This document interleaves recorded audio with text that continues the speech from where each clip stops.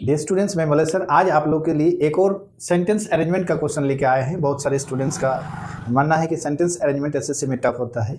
हम अभी जैसे स्टार्ट ही किए हैं। इससे पहले एक सेंटेंस अरेंजमेंट आप लोग जो नहीं दिखे हैं जरूर पिछले वीडियोज़ में जो है एक वीडियो में मैंने सेंटेंस अरेंजमेंट का एक और जो है क्वेश्चन हम सॉल्व किए हैं, आप उसको जाके देख सकते हैं जो नहीं देखे हैं।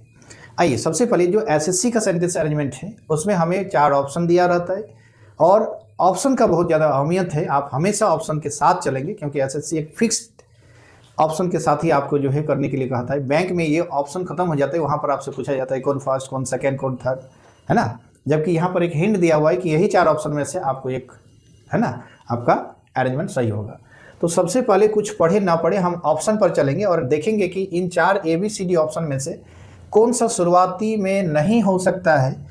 तो देखेंगे एक ऑप्शन में D है, एक ऑप्शन में A है, C है, D है।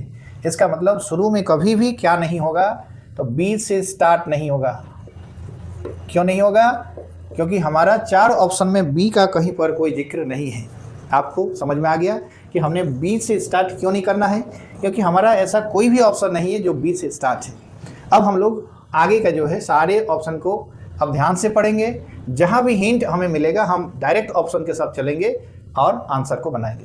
यहाँ पर क्या है, ऑप्शन ए में दिया हुआ है द टेस्ट प्रोसीड्यूर स्टार्ट्स, यानी टेस्ट का प्रोसीड्यूर शुरू होगा एट 10 AM। 10 AM को स्टार्ट होगा सारे सेंटेंस में, इन ऑल द सेंटेंस। आपको इसमें कोई दिक्कत नहीं है और आपको हिंदी मीनिंग का कोई जरूरत भी नहीं है, आप इसे समझ में आ ही रहा है कि क्या है।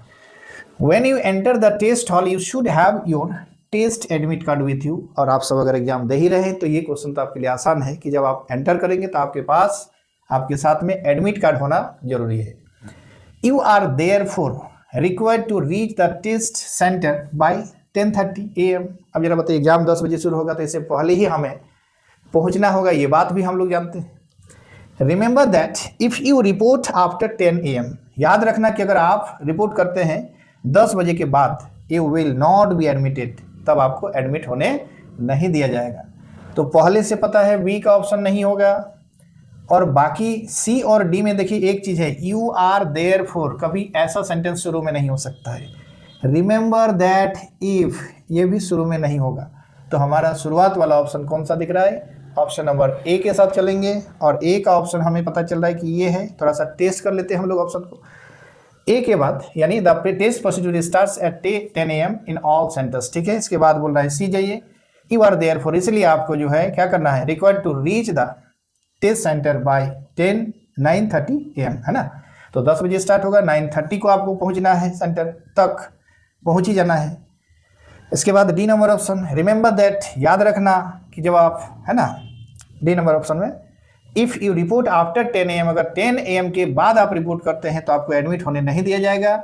और जब आप एंटर करेंगे ध्यान देना है कि आपके साथ होना चाहिए आपका एडमिट कार्ड, है ना। आपका मलय सर कह रहा है कि सिर्फ इस क्वेश्चन के साथ ही मत जाइए, आप अपने साथ ओरिजिनल ID भी लेके जाइएगा, सिर्फ एडमिट कार्ड में एंटर होने नहीं देगा। ये तो बात रही ओरिजिनल वाला, और ये है हमारे सवाल में दिया हुआ। तो आप बताइए कितना इजीली हमारा जो है ये आंसर आ गया, जो ऑप्शन नंबर बी होगा।